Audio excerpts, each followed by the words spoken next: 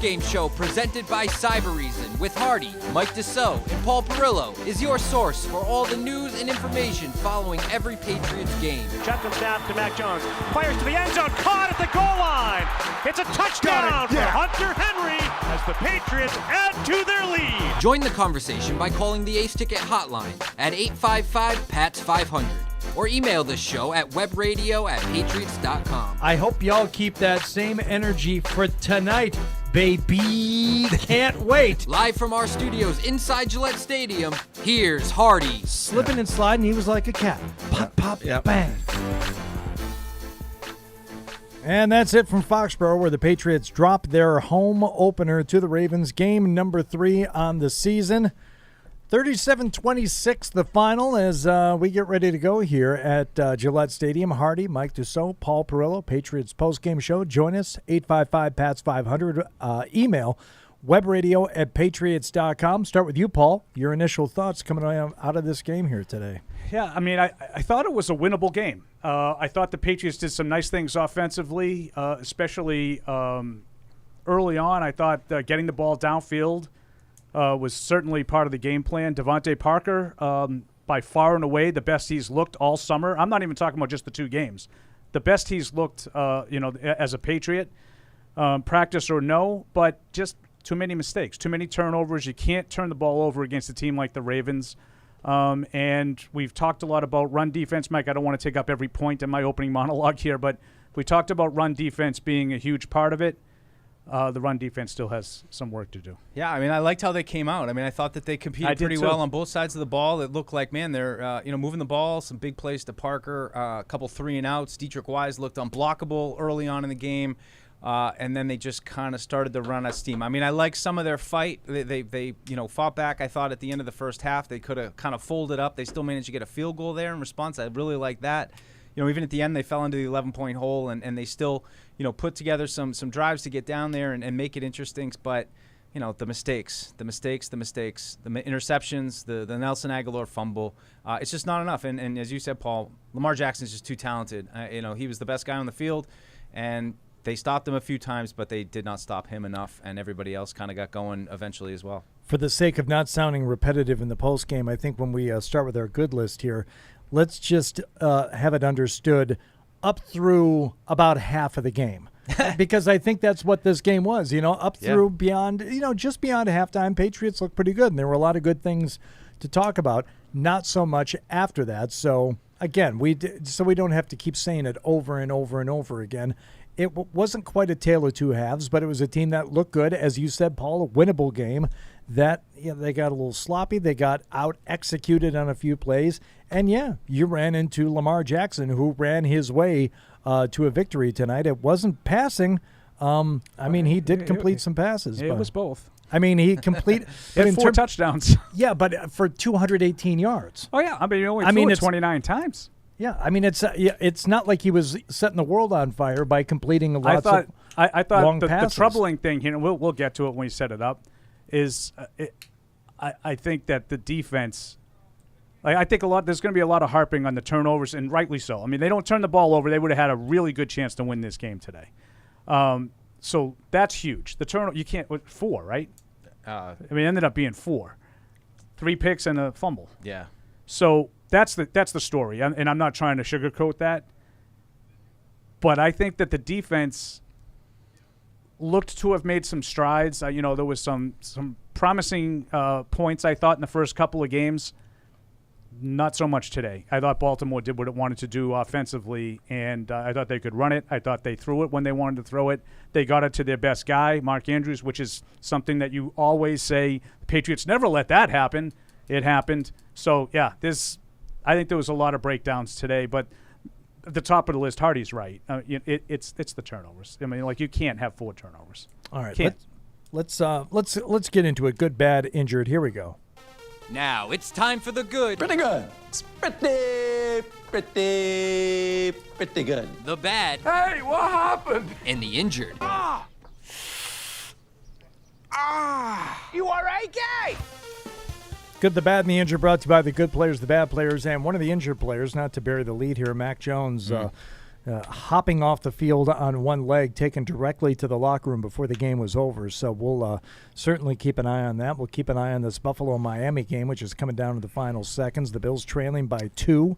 They've got a 3rd and 10 coming up, but just a few yards outside of field goal range. So we got it. But only 18 seconds left, which means you have to get out of bounds if you don't get the first down. So that's going to be a difficult situation. But, we'll move on to red zone Paul later. Yeah, I've seen sicker dogs than that, Liv. Oh, but, wow. What? I like that. No, you like that? All right. Start with the good. Deuce, Yeah, I'm gonna Mr. Positivity. Yeah, Who's your first good? I'm going to take the layup with Devontae Parker. Yep. 5 catches, 156 yards, consistent throughout. I mean, had a couple early on, also had some in the second half. So he was, he was exciting. I didn't really expect that out of him in terms of just the middle of the field kind of production overall. So really nice day for him. Unfortunately, it's going to get overshadowed. But Aguilar last week having a 100-yard day, him having a 100-yard day today, that's definitely a big positive coming out of this one. And they failed to get out of bounds there. Right, and they're not going to have time because they're not going to be able to spike it. No, that's the game. I think the Dolphins remain undefeated. Unbelievable. Dolphins pick up a win at home over the Bills, 21-19. And At the Dolphin. there we go, 3-0 on the season, and the Bills are handed their first loss.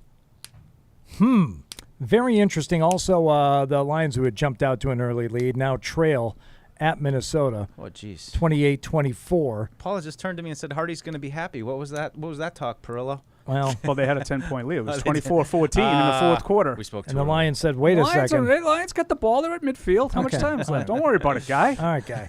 Listen, You've lost this way before many times. What are you worried about? for, It's hurtful. it's like my standard line when I, just barely in the rough, after my tee shot. I'm like, I can make 6 from here. No worries. Yeah, no, What? This is the first time you ever played one out of the rough? Yeah, don't worry. Yeah, I can still make double from 150 out just off the fairway. Don't you worry about that. From the very first reception of the game, it's like, Parker, interesting. Big catch. Looked like he was maybe poised for something today. It didn't mean anything, but it certainly ended up meaning something as they went to him time and time again. And one of the interceptions was, of course, a throw to Parker in the end zone there in the fourth quarter. Yep. It was a bad throw, and Mac needs to play better. But as we will get to later on in the bad list, it was the play calling leading up to it that I just, Oh yeah, we'll get to that. We'll get to all that because it's just You abysmal. got a list of those ones? I got God. some Festivus grievings to air the grievances. But Devontae Parker, first on the good list. I co-sign. I'm sure Paul does too. Paul, what's your first good? Let's see. I'm going to go Dietrich Wise. Yeah. Did I miss that? I have him. Sometimes when I'm buried in red zone, I miss things. No, I have him as my second good also. Yeah, I didn't know if anybody had already said it. And I know we had 3 sacks, and, sometimes those are kind of circumstantial. Like, they had a couple of sacks today that were really kind of runs that were stopped for no gain. That third one of his. But was. Dietrich Wise made a couple of plays on the run that were amazing. Sorry, Hardy. I think he has been arguably the Patriots' best defensive player in the first 3 weeks of the season. Is that an overstatement, Mike? Sorry, say that again. I think. I've done it a million times. No. I take no offense. I think Dietrich Wise might have been the Patriots' best defensive player in the 3 weeks. It's just a cumulative You're right. effect. When do you see that? A 6-year player that I texted Andy today because we used to argue. Guys don't make the 50-year jump. I said I think Dietrich Wise made the 60-year jump. It is. Honestly, I wish he'd made the fourth quarter jump. They could have used some of that playmaking later in the game. That was my only rub with it was that. It's just you come out like gangbusters. You're getting pressure on Lamar Jackson. You're in his face. You probably could have had a couple more sacks. If you're able to finish him off, of course, he's just so fast. It's hard to really fault anybody on that one. But you're right, Dietrich Wise. Continuing to have a strong start, but again, love to see some finish out of the defense. I am going to pick for my first What good. did you pick, Mike? Did I miss you? He had Devontae Parker. Just Parker. Dietrich Wise. Oh, so you didn't do one yet. No. Okay, go ahead, Mike. I'll go Jonathan Jones. Yep, good one. Okay. Yep. Interception and a forced fumble. and the strip, forced fumble, whatever Yep. it was. One of Okay. the. Yep. Okay. One of the few players who actually kind of like started strong and had a pretty Was strong making finish. plays at the end. You know what's weird? I don't have I him. forgot about the pick. Yeah. Yeah, I was like, Jonathan Jones. What did Jonathan? Because I saw him like out of position a little bit. But no, you guys are right. That he's a good pick. I mean, 2 huge turnovers caused. Yep. There's another obvious defensive player that I had to, but I wanted to get to Jonathan Jones first. I don't know, because I think it bears mentioning that he actually finished the game kind of strong, too. Here you go. All right. I'm going to do Ramondre. I one of his better games, 12 for 73, not 173.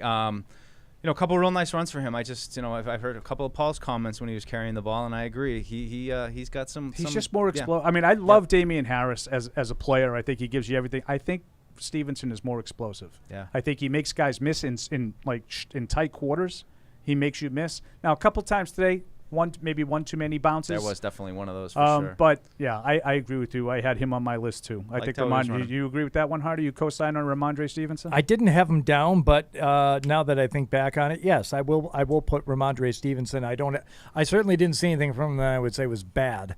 I'd like to be able to say more about him, but I didn't have him, so I wasn't thinking along those lines. So that's my failing. Not Ramondre's. I want it clear that I'm not saying it's on Ramondre, it's on me. Right. All right? Everybody knows. I agree. I just want everyone here to know they're going to have no trouble from me. Achichi, aporta. Frankie Pantangeli. Thank you. I got that one. I'm not just yelling out to I got that void. one. What do you got, Paul? Give me another good. I have Matthew Judon down. That was the one I skipped. And now here's there's a problem, and I could completely get this if someone's going to sit there and say, these guys just went out and gave up 37 points to the Ravens, and all their goods are on defense. I thought Matthew Judon in this game allowed them to get off to a good start. The only way they were going to win this game is if they dictated the way it was played and they got out in front. Unfortunately, it never really materialized, but they made some plays in this game, and I think Judon in particular was really good with his discipline. And when he rushed Jackson and got him, scrambling around, Jackson was throwing it away because I think he knew Judon can get me. He can get me to the ground, whereas some of these other guys, I can run away by time. They're not going to catch me. I thought Judon was really good in this, especially in the first half, in the early part of the game. I thought he was solid. He had that one play, too, I think, near the fourth quarter, where he had Lamar kind of retreating, and I think you said at the time he's one of the only guys that can, kind of have the athleticism to keep him in front of him. You know exactly the play I was thinking about. Yeah, that was, and again, I would put him kind of in the category with Wise, where it was like gangbusters out at the beginning and then a little quiet towards the end, but he did have that play down the end. But there was that play in the fourth, and, Paul said discipline. There was a play in the first when the Ravens were on a 3rd and 15, deep in their own end, and Judon pulled up on his rush and started. Oh boy! Anyway, we're watching Mac Jones hop off the field. Actually, yeah, I've got a DM in here from somebody of just a screenshot of Mac going off the field, and he looks. I mean, as you can see on the video, he looks in pain, but he looks like he's in a lot of pain. It looks like his left. Yeah, like it kind of rolled up. I don't know. We'll get more on that later. It just rolled up, briefly, but who knows? Anyway, Judon had the discipline to kind of stay back, pull off on the rush, and just spy Lamar and just keep him from moving outside. And as you said, contain and force him into what was essentially a throwaway in that 3rd and 15. So, yeah, I had him down early. Matthew Judon, definitely on the good list. Yeah, that's about all I got. All I got. I had Mac on there initially, and that was kind of before things fell apart at the end. So I'm not going to put Mac on the good list today. Oh yeah, no Mac's. I mean, I thought Mac did a lot of nice things in this game, and he had that one drive where he almost single-handedly kept them in the game, but too many mistakes from Mac to put him on the good list. Yep.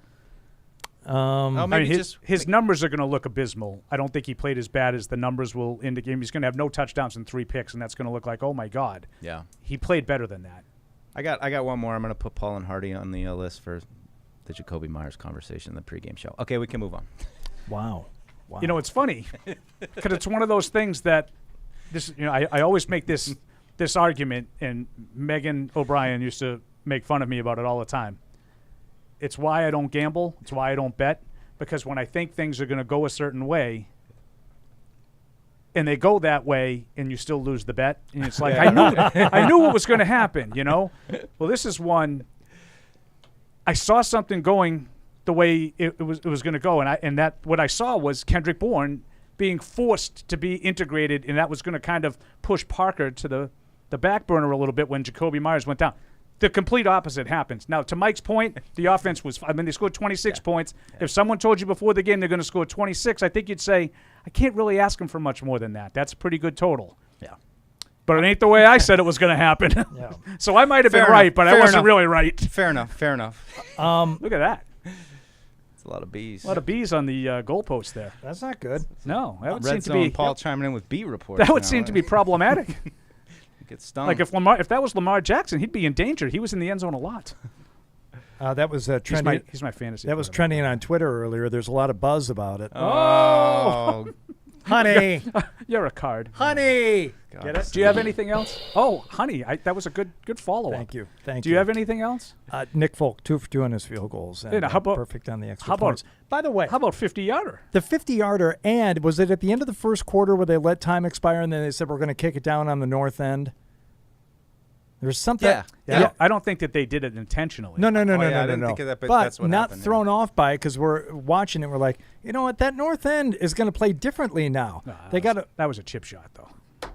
The other one, the fifth. Jesus. I'm giving you more credit than you're giving. The I'm just sa- I'm the just sa- 50-yarder went into the open end guy. Okay. And did he miss the first one before the timeout? That's it looked right, like it looked like he did. I don't know, but the 50.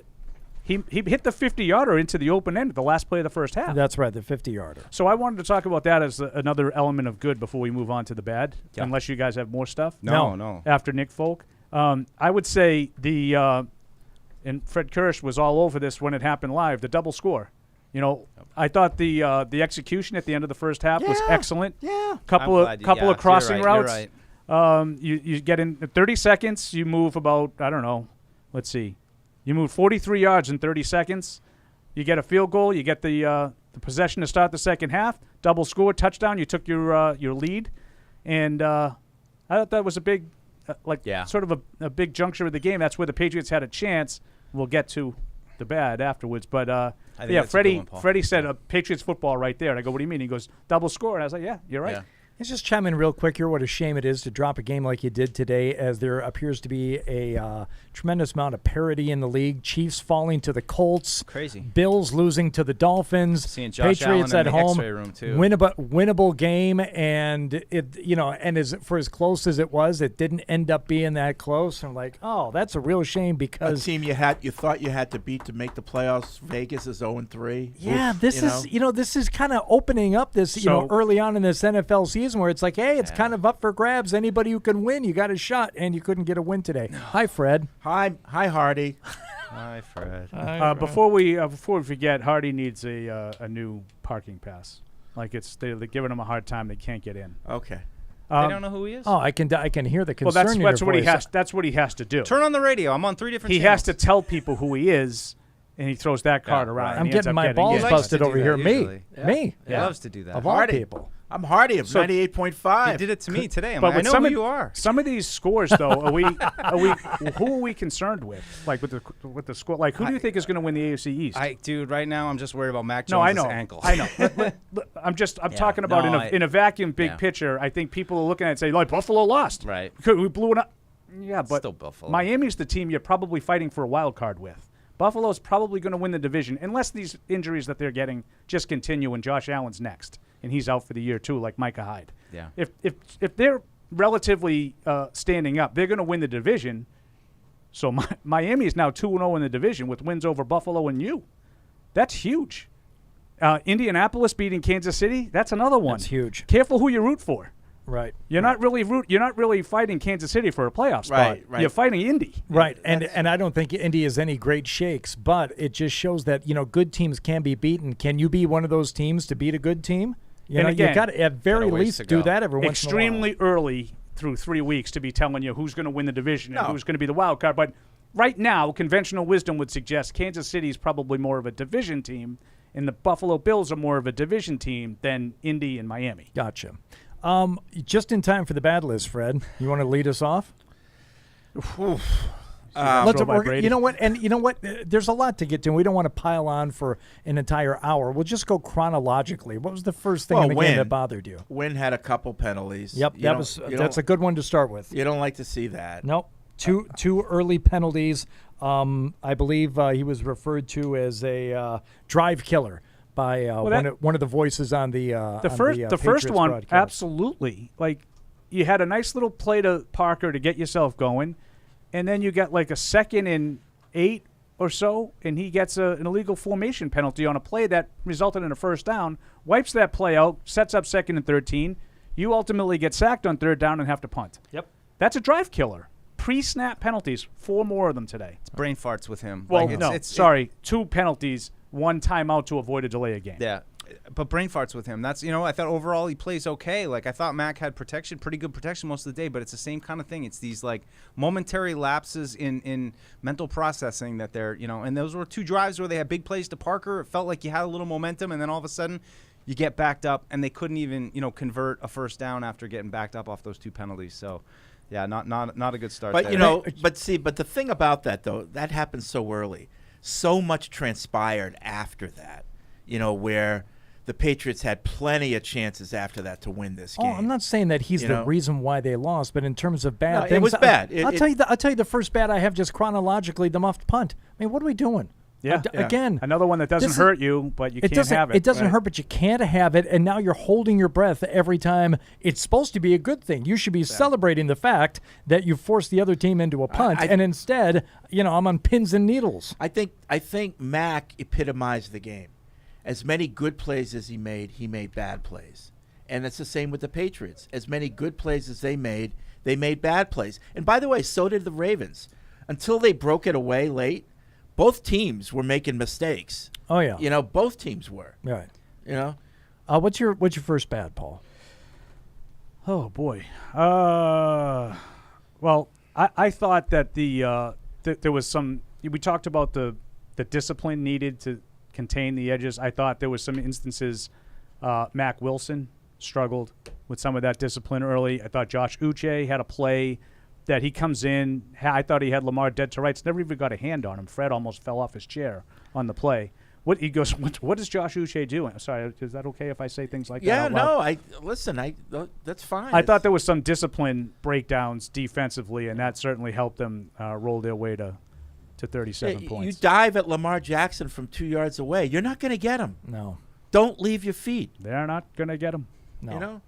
What do you got, Deuce? I got Miles Bryant, another muff, and also, gave up the touchdown there near the end. So, just tough for him. I mean, it's hard to point out individual guys at this point. I just felt overall like, the defense just kind of folded down the end and didn't quite have the – I would say, it's almost like to Fred's point, it felt like they switched off. Like the defense would get a stop, and you're like, okay, they're playing good, and then they throw an interception, and then the defense would give up a long drive. It's just, not really complimentary football. I don't want to pick on Miles Bryant, but I thought, a couple plays and the muff punts, that stuff. I don't know why he's continuing to get chances. I feel like it's just a matter of time before Marcus Jones. Can you just put my guy back there? Yeah. Yeah, and they did miss Kyle Duggar today. I thought some of the runs that popped free in the secondary, I think he's a pretty good tackler, and he's fast enough that he's not going to necessarily let Lamar Jackson run away from him. So as many injuries as the Ravens had, and I think they lost like 10 guys during the game. It was unbelievable. Yeah. But the Kyle Duggar injury was, I think, problematic for the Patriots secondary. And McMillan maybe. I'm not sure. I'm sure Gotcha wasn't 100%. But another bad. The big run by Lamar Jackson late. I think it was like a 41-yard run or something like that. Bentley comes up to the line pretending he's going to blitz and does this dance and gets himself so close to the line that when the ball snapped, he's completely out of the play. He had no awareness and to fill a gap because he was too close to the line to even see the play transpire. Just played himself out of the play pre-snap, and that's the gap that Lamar ran right through. And it was all over. There was another one of those, a similar run, and I don't know if it was another case of somebody coming up and not reading the play individually, but it was before the end of the first half where Lamar, everybody bid on the fake, and it was a keep, and then he just found that one tiny seam, and next thing you know, I think it ended up being a 20-yard plus pickup. It was a tough spot for the New England D because they just don't have the guys to cover man, so they have to play this disciplined kind of zone. And, it works sometimes, but when you get gashed, you get gashed. And it was just hard to contain Lamar. What did he have, like 100 and some odd? Yeah, he rushed for over 100 yards. Yeah. I mean, it's, threw for 218 and 4 touchdowns, ran for 101 and another one. Yeah. I mean, not sometimes to- the other guy is better than you. Yeah, He was better than you today. Not to oversimplify it, but that's it. I mean, the Patriots' mistakes, all that, but he's just the most talented guy. And unless you have a special 60-minute defensive performance, he's going to do what you did today. And if you're going to let that happen, then you can't make the mistakes I guess that they made you on need offense. someone special up front and someone special in the back to have a shot to limit Yeah, him. you just have to play him well, It's just yeah, hard and to do. to Fred's 60 point, minutes. and another one of my bads, Hardy, Yeah. was just I think the coaching let him down a little bit today. And I'm going to simplify this without knowing for sure if I'm right. But, like, play calling in general, not just offensive play calling in general. Fred, you made the point about, they don't really have the horses to play man that often. Then why go zero blitz on the goal line and let Mark Andrews do what Mark Andrews does? He ran right by Devin McCourty, and the throw was a little underthrown, so it allowed McCourty to get back into play and made Andrews make a tough catch. But that should have been an easy touchdown. Zero blitz there, I thought, was an odd call. Well, interesting thing. Evan really thought it was bad. He was, and then he was like, "What is that?" I just seeing some of the stats, but I'm seeing that they blitzed Lamar like 50% of the time. Yeah. I mean, they really went after him today, but other than the first half, they didn't really have the success. Yeah, and I thought that a lot of times he was sort of evading that blitz, and there was all kinds of green around, and he either ran or made some throws. And I'll tell you, he missed some opportunities on some of those plays. Early in the game, he had Mark Andrews all by himself, and the ball went off of Andrews' he shoulder. boofed a couple of those, yeah. And then he had another one that he underthrew Andrews, and he had to go down and get it. He couldn't cut. But there were some opportunities to make plays that he missed on those kinds of plays where they flush him out of the pocket, and now all of a sudden he's broken containment. He could do whatever he wants. Yeah. That's he's why good. he's so dangerous. I know. He's good. And it's funny because you see moments where it looks like, hey, they got him in the pocket. He looks a little befuddled. He's having bad throws, but it's just you can't do it consistently enough to really make that But you make do a have to difference. talk about some of these things. Second quarter, 3rd and 8, they run Damian Harris, for a couple of yards. Like, what are we doing, And then 4th down, they decide to go for it. The 4th and 3. And they throw the ball not short of the sticks, short of the line of scrimmage. Well, again, we can get into this in more in depth later on, and I think we should. I'm just going to write that one down because I want to, get through these and are injured and start taking some calls. But the play calling, that 4th and 3 was a big one. And then when you're down in the red zone and you desperately need a touchdown, the play calling down there. 2nd and goal from the 14 is not a running down. No kidding. Second Thank and you. goal from the 14 is not a running down. This is and an we ran argument. again Damian Harris for like 3 yards. And so I'm like, well, okay, let's bring Hunter in here. Let's take a shot. Let's take a shot 2 times if we can. Oh, by the way, the next pass was intercepted by Marlon Humphrey. Oh, by the way, Hunter Henry not in on the 2nd and 14. I'm like, what, he's not on the field. It's not tough to take a shot with your big tight end when he's not even out there. But we'll get to those later. Okay? Yeah. Any other overall, we don't have to pick on anybody. I thought there were some special teams. Yeah, that's goofs. can I highlight just that punt return, the 43-yard punt return? I have that it they down gave here. And there up? was another punt return earlier in the game that he got a decent return on that was a little leaky. I just put punt coverage was leaky today. Yeah. That was like a 43-yard return, was it not? 43, yeah. Yeah, it was Yeah. 56-yard punt, 43-yard return. It's a big play. That's a big play. The fumble clearly by Aguilar, too. That was no Yeah, bueno. the turnovers were killers. And, again, I go back. The run defense, I've been really touting it. The first 2 games, the run defense was outstanding. Today, it wasn't. And it wasn't just Lamar Jackson. And I know the stress that Lamar Jackson puts on it. But, Justice Hill, 6 carries, 60 yards.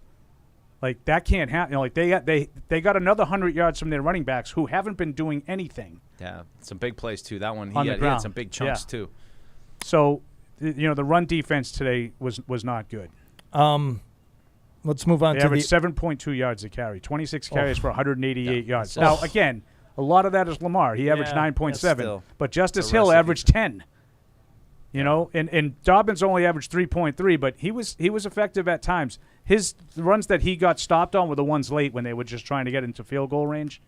Like, the run defense was not great today again. The touchdown they scored, the Ravens scored the first one in the second half. That was mostly due to Lamar and the running backs. And I'm like, oh, I thought they couldn't run. I didn't think they had a run game. And sure enough, they marched down the Happens field. a lot. Injuries. Yeah, I mean, start with Mac. I mean, it's there's this picture going around right now of him screaming in pain going into the locker room. Of course, the back of Aaron's head is there too. Our esteemed, It was so PR weird on that play because TV missed it. Yeah, I didn't see You know, that. they went Matt to a just sent it break to with me. not even mentioning the play.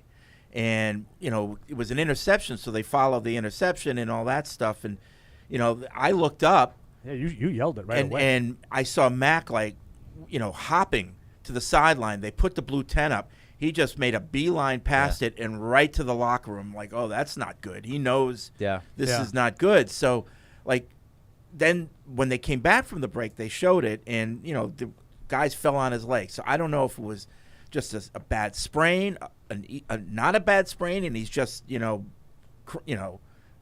it just hurt or broken. I have no idea. They asked Bill. He said, I just got in. I don't know what's going on. Would you like to see it, Fred? No. I mean, I would. Can you tell what happened?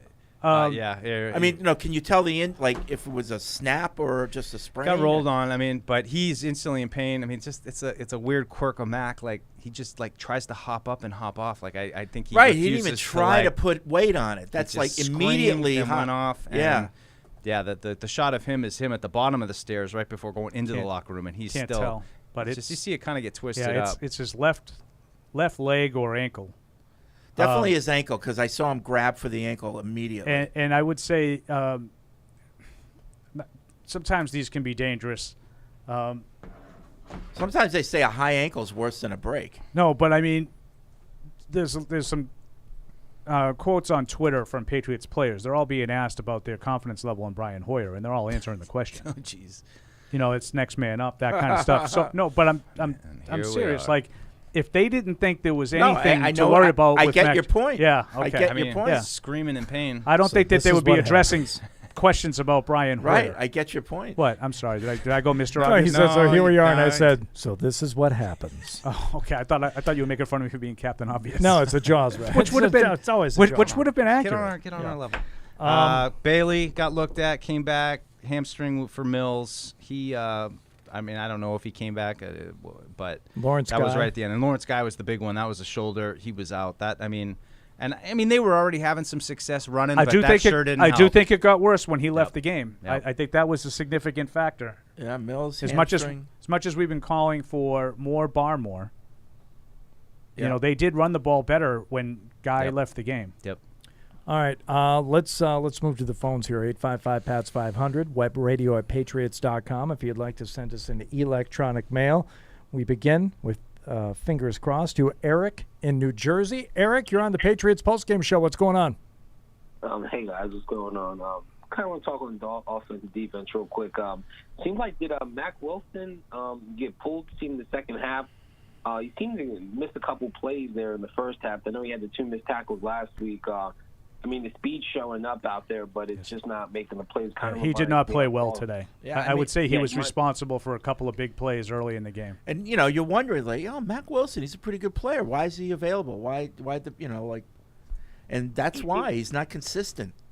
He seemed more like Gary Guyton out there. They just remember from like it's a deep 2009. dive. He had the speed out there, just had the speed, but just was. He's fast, but he doesn't know but where he's going. Yeah, I mean, and then Miles Bryant, he seems like another one, like Jason Wilhite from back in the days. He seems to be on the highlight reels every week. I mean, when are we going to give Marcus Jones? We're going to give the kid a Jonathan chance out Wilhite, there. Miles I know we Bryant. got- I can see it. Kind of always there, never makes the play. I can see what he's talking about. Yeah. Working hard, not getting much done. Yeah. All right. Eric, thanks for the call. We'll go to Paul in Houston. Paul, you're on the Patriots Postgame Show. What's up, Paul? Hey, guys. How you guys doing? Good. Well, let me start by saying that I feel that was a decent showing for the defense first 3 quarters. You know, I think Paul mentioned it earlier. I think we made a stride today. But the offense, that comment that Evan made on the show on Wednesday, the offense looking like it's being designed by a defensive coordinator was so accurate. I mean, just some of the calls on 3rd down and 4th down, you know, in the red zone, that's just unacceptable.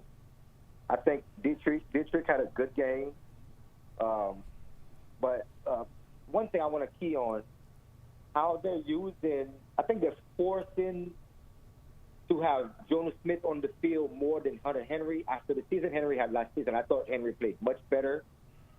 I think he's a better tight end as far as the total package. I just want to hear you guys talk about that. Well, yeah, I mean, Henry's not been blocking well this year, and that's the whole thing. They're clearly not really designing much to get the tight ends involved in the passing game. Yeah. And Jonnu Smith is, to your point, Fred, definitely a better blocker than Hunter Henry. I don't necessarily say I agree with it, but they targeted the tight ends 5 times today and had 5 catches on them, but no plays. The longest gain for both of them was 8 yards. So 4 catches for 25 yards for Jonnu Smith, 1 for 8 for Hunter Henry. They're not throwing the ball, so my guess is they think that Smith is a better blocker, and that's why he's been out there. I don't know why. I don't have the answer to that. They don't. I mean, they're just not involved. I mean, it doesn't seem like there's. I mean, the effort to get the ball to the wide receivers is clearly there. Like it's a mandate, but and clearly Hardy has Hunter in fantasy football because he's having I just don't. He's having a connection. I had him today because my whole team is on suspension, so I had to put someone in. Yeah, I just don't understand why you target him once, he makes the catch, and that's it. The whole rest of the game for 2 weeks now, he's on the pay no mind list. I mean, this isn't even the surface level of you sign these guys. You had a plan for why you brought them in, and last year I get the questions, but this year it's even less. And now I can maybe kind of overlook that game, but now you've got 2 games in a row where it just doesn't really seem like they can effectively get them the ball or really tap their talents. I mean, even just something else I noticed was every time they get it and we got a glimpse of some red zone possessions. It's all spread offense still. It's they're on the 2-yard line and Mac's still in the shotgun. There's no. It's kind of striking to me the difference between back in the day. Not even back in the day. Go back to last year when they had a fullback and they'd have power. They don't really seem to be going into that anymore. And I don't know if that's not feeding into it. Is they had about 3 carries that they tried today from inside the 5-yard line. All of them resulted in touchdowns. Mm-hmm. Just line up and run it. What are you trying to trick people for? Your running game in the red zone was really good last year. That was the one element of the offense that I thought was pretty good last year. When they got down close, goal to goal, Damian Harris, I say this stat a million times, he had 15 rushing touchdowns. That's a good number. And then today, they ran it in again when they had to. Damian Harris, 2-yard touchdown run. Ramondre Stevenson, 1-yard touchdown run. I mean, that's what you want to do down there, right? And then Mac scrambled in for another rushing touchdown on the third one. But I don't know why you're so concerned. They came this close to ending the game in the third quarter when Mac threw one right to Patrick Queen on 1st and goal from the 2. Hit him right in the 6. He catches that, he's gone. Mm-hmm. Right? Then what do they do the next play? Let's just hand the ball off to Ramondre Stevenson here. Make sure we get in the end zone. That could have been game. Oh, yeah, absolutely. No, I understand what you're saying about Hunter Henry, and he's not great at blocking. That's why he's not in there. But can he catch? I mean, can he get open? Would he been worthy of a target on that 2nd and 14? Yes. So why is he not in there? Why are they getting greedy with the running backs? And if he had 15 rushing touchdowns last year, let's try him from 15 yards out. See if that works. It's not going to work. That's not the play to call that was there. A really bad play I don't even know, and I know that. But even last year, Henry was effective in the red zone, but was he effective outside of that? I mean, I don't know.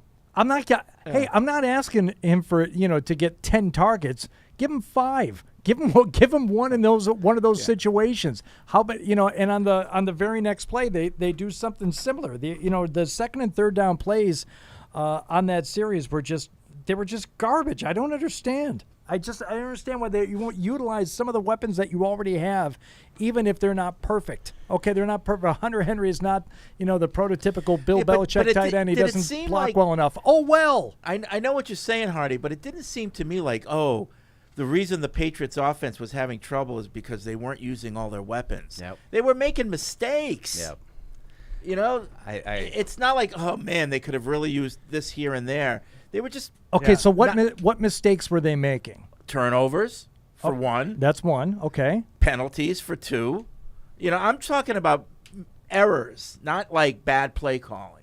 And some of them, I think bad play calling was far and away the biggest issue bad today. Play calling to me is turnovers happen as a result of bad play calling, and also Mac trying to force some throws into guys yes. that aren't equipped to either bring them down either in traffic or get a body on somebody to create some space. But that's like, for example, the one where Mac threw it up in the end zone. Yeah, the biggest play of the game. But that was Mac's got it. I'm sure those plays were called with Tom Brady too. No, Brady would throw it away and take the 3, and you lose.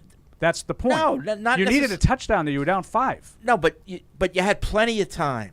You needed to capitalize on that turnover. You take the points. Now I'm with. Yeah, I mean, sure. In retrospect, I'd rather have a field goal than a pick. Right. But you live to play. You throw the pick because you run on 2nd and 14. I know, but you throw the pick because that's a bad everything, and I know no one wants to say it because you got to protect the Bobos. But that's pressure a bad bearing call. down on him. It was like 2 defenders there. It wasn't going to happen. Just throw it away and take the 3. I guess Fred. And he had pressure on him again because instead of having 2 throws where maybe you can dictate what you do, you get yourself in 3rd and goal from the 10. I got to do it. Here comes the safety blitz out of the slot.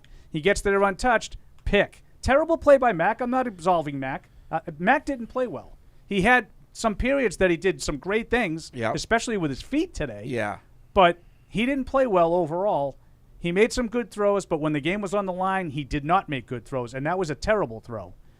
Terrible throw. I'm not absolving him, but I'm with Hardy. The play calling set that sequence up. And I think some of those mistakes are a result of plays being called, and Mac is put in a position where, well, what else do you want me to do? Maybe if you had a tight end on the field and you had the green light to target him, for 6 yards across the middle, just put it up high where he can get it and do that, as opposed to chucking one in the corner in the end zone that's way too short and ends up being a pick, and that effectively ends the game. Well, there you go. That's what you end up with. Did you feel the game was over when Marlon Humphrey picked that ball off? Yeah, I kind of did too. Now, it shouldn't have been, but I kind of felt like it was. I felt like, how many times do you think the defense didn't really stop him much today? They had just stopped him when they forced that Bateman fumble. Yes. Then they gave him the ball right back, and they went right down the field. Yeah, and that's what's like a bigger part of it. And I mean, I agree with everything you guys are saying, but it's just, the overall game on the line. Let's kind of kick it into gear and really start to play our best football. And they just kind of withered. Like they felt like they came out playing their best football, kind of put that. And even in, again, in kind of common recent Patriot history, start in the start of the third quarter too. But, at the end, it's just that's when they didn't play their best football. They played their worst football. Actually, I just want to correct myself because there was another possession in there that the Patriots defense did actually come up with another stop after that interception. And then that's when Aguilar fumbled. Yeah, they kind of just took turns. That's when Aguilar fumbled. There's another play call I want to ask you about but before we go to break, and that was, you mentioned it briefly, the 4th and 3 early on. Horrific. And this is what we're talking about in the pregame. Let's take some of these chances today. Let's not be afraid to turn the ball over midfield. That was the one where they sent Kendrick Bourne in motion, I think, and then he just kind of draws the defense with him. So explain it to me. Explain what's supposed to be happening on that play and what actually happened. Well, I think it was supposed to be a pick play, right? And Parker missed the pick. On the 4th and 3? Yes. I think Fred has it. Yeah. Okay. That would be my guess. Again, I'm not an all-22 guy. But I'm with you. Like, why are you throwing it behind the sticks, 3 yards behind the sticks? They threw the ball behind the line. Yeah, that play never developed the way it was supposed to. Yeah, I think Parker missed the pick, but I don't like having to run a pick play there. Just run a play. Right. It just... yeah, there's a lot to be frustrated about. Too cute. I think that it's funny because I think Mac did some things today that I've never really seen him do, and he kept them a lot. That touchdown drive that he led was almost all him. I mean, after he threw his first pick, and he ruined that drive. The next drive, it was because of Mac that they scored. Right. He kept it alive. He made a beautiful throw to Parker to start the drive. Then he made a couple of insane scrambles that, I don't know how he did. Right. Yeah. It's just really unfortunate. The fourth and 1 play that he bought all that time and then hit Jonnu Smith for the first down, that was an amazing play. And even the 2-pointer that didn't count. Yeah, but that's not an amazing play by Mac. That was an amazing play by Stevenson. And that's what Loud said. He goes, "What a play!" I said, "Do you think that was a play?" No, it was some great football that went on. Shoulder, I got to be honest with you. I was sort of wondering how they were letting that go when it happened live. I was like, he looked like he was on, and he was like almost on his face. Yeah. Like he Yeah. was all the way down. I don't know how they missed that. All right, let's step aside here. We'll get to more of your Step calls here aside. coming up. We want to thank Dapper Labs. I am here to tell you about NFL All Day. With NFL All Day, all your favorite Patriots highlights become digital video collectibles called Moments, as in lasers, but these are moments. Not only can you buy and sell them on a secure marketplace full of thousands of NFL fans, you can use them to compete in epic game day challenges. Check it out and find some moments from all your favorite Pats players on NFLAllDay.com. TouchView Interactive from the Yokers Company offers New England's leading schools and businesses technologically advanced and easy-to-use interactive displays, providing enhanced collaboration and improved student outcomes in the classroom, and an easy way to foster communication and teamwork in any business environment. Available in multiple sizes, TouchView also offers a built-in PC, allowing for easy use through video conference systems. For more information, visit okers.com. This is the Gillette Labs with exfoliating bar. The bar and the handle removes unseen dirt and debris ahead of the blades for effortless shaving in one efficient stroke. Defending against cyber attacks requires seeing in the dark, understanding and ending every threat to your organization on computers, mobile, and the cloud. It takes Cyber Reason.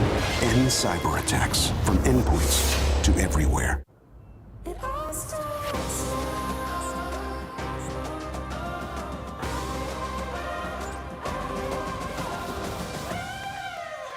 It all starts now. TouchView Interactive from the Yokers Company offers New England's leading schools and businesses technologically advanced and easy-to-use interactive displays, providing enhanced collaboration and improved student outcomes in the classroom, and an easy way to foster communication and teamwork in any business environment. Available in multiple sizes, TouchView also offers a built-in PC, allowing for easy use through video conference systems. For more information, visit okers.com. This is the Gillette Labs with exfoliating bar. The bar and the handle removes unseen dirt and debris ahead of the blades for effortless shaving in one efficient stroke. Defending against cyber attacks requires seeing in the dark, understanding and ending every threat to your organization on computers, mobile, and the cloud. It takes Cyber Reason. End cyber attacks from endpoints to everywhere.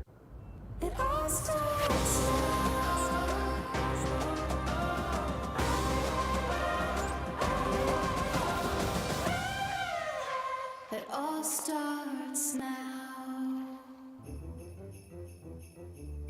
Join the conversation by calling the Ace Ticket hotline at 855-PATS-500 or email the show at webradio@patriots.com. I mean, I don't know what they look like, but based on the numbers, it seems. It seems like the Patriots are the balls.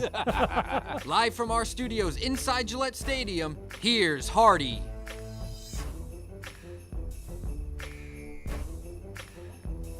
What's going on? We come back and everybody leaves. Two of the hosts leave the studio. I've never seen anything like it in my life. It's like I'm working with a couple of Zolax all of a sudden. It's just gone. I mean, it's like we're at 98.5. This is professional radio. I agree with you, Fred. Yeah, it's not, this just mess around I stuff. figured Fred was here, so we didn't have to really worry about it. Did I you figured say Fred would carry it? What you said? Were you doing the over-unders totals? No. Oh, okay.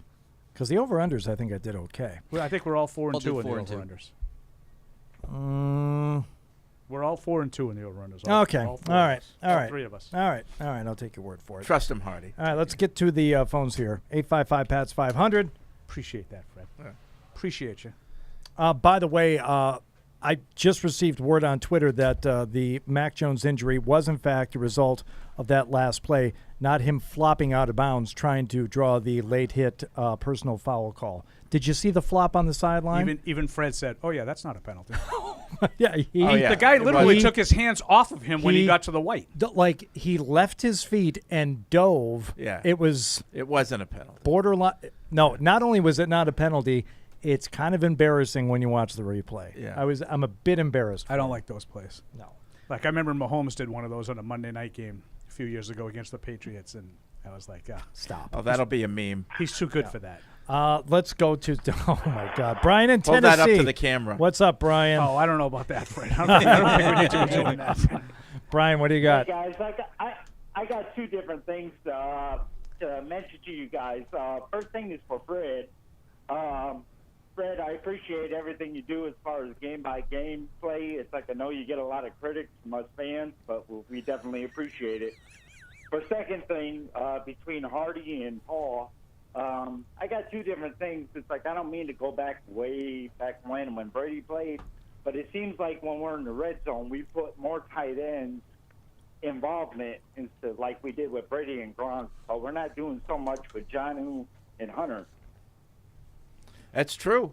Yeah, no, well, it's certainly not this year. Last year, Hunter had his share, but not now. I know, but what boggles my mind is you seem okay with it. You're like, oh, that's not the reason why they when lost. they get in close, they're scoring. It's not like they're not scoring. Did they? Not today. Yeah, that's what I'm saying. It's like before we used to put Gronk in involvement. They ran it in 3 times. We're did, but when they needed it, when you desperately need to score in the fourth quarter and you're down, and then he doesn't come on the field. I'm talking about when they're close in. Okay, he's talking about red zone right now. Okay, yes, well, in the red zone in the fourth quarter, down 5, they threw a pick. That's a killer, and they threw a pick because they ran the ball. First, they throw a swing pass on 1st and goal from the 10 that loses 4 yards. Terrible call. And then they get a 4-yard run on 2nd and 14. Another terrible call. Then it's on Mac on the pick. I agree with you on that. Mac can't throw a pick, but you got to kick a field goal. It seems like Mac is throwing off his wrong foot, and he's off balance when he throws his throws. Well, that one, it was just a bad decision, period. Just bad.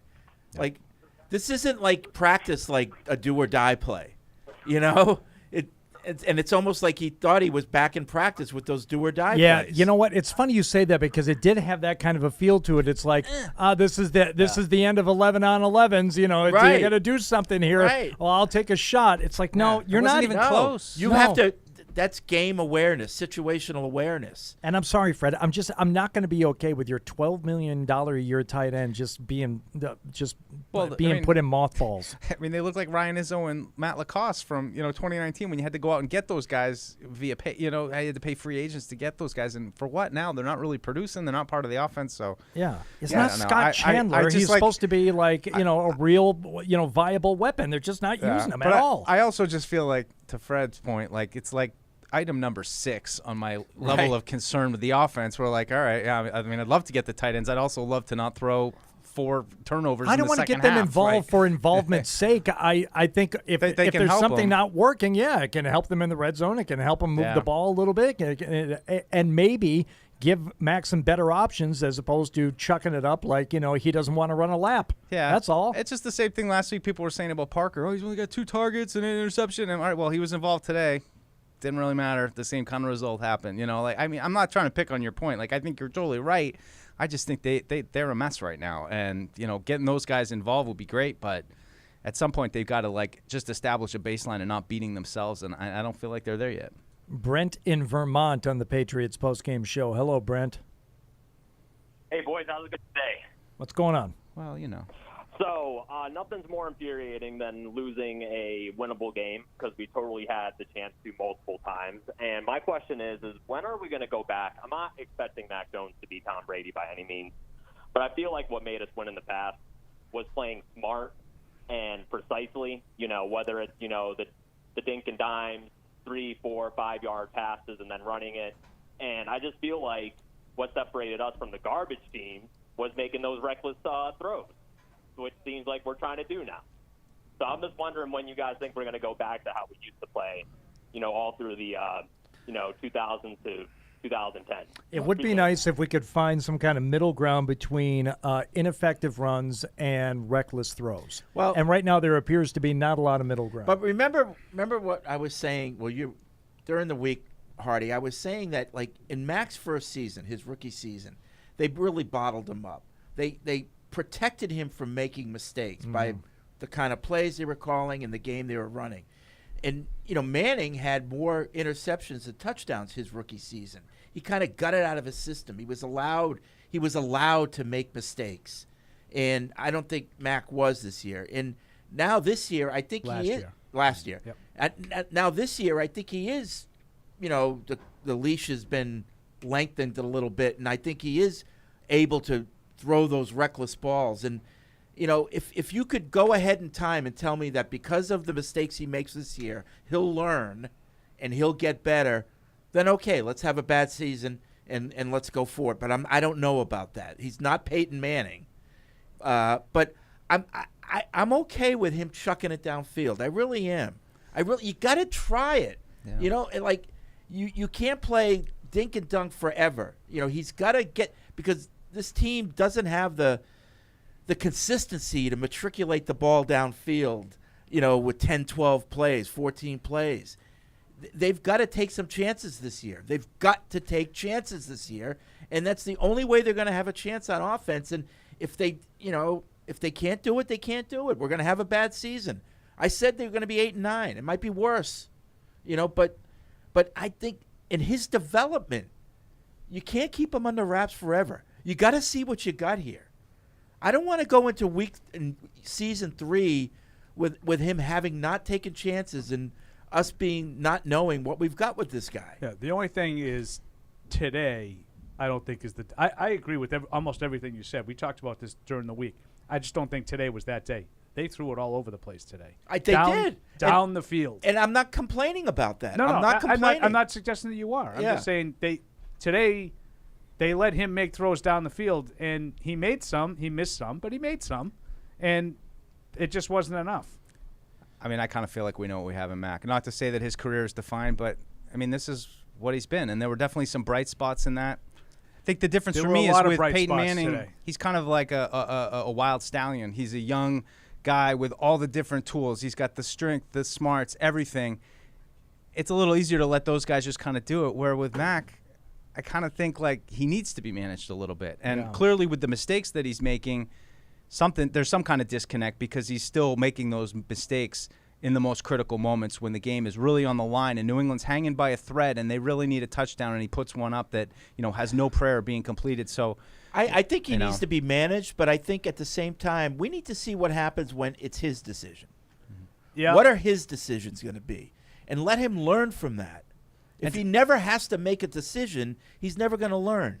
So I know I'm being very simplistic about this, but you gotta take the training wheels off. Let's see what this guy does when it's his decision. And I mean, my question too would be, how much freedom does he have within this system? Like how much involved is he? How much does he know what's going on to make choices? Whereas maybe he doesn't even really realize what his choices are. He's like, I've got one choice on this, but I don't know. But my fear is like the pick they threw in the end zone, where he's trying to get it to Parker. Was that his decision? Yeah.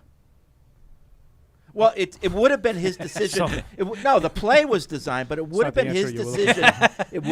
That's exactly the answer. It would have been his decision not to throw it, and he made the decision to throw it. That's Okay, so you're kind of getting what you're asking for, and it's not a great result. Right. But he needs more. You can't just give up on him on one game. You got to let him do that. It took Peyton Manning a season, obviously. It's going to take this guy a while. It's a tough, Yeah. We're told that his superpower, if he has one, is cerebral. It's his head. He's very smart.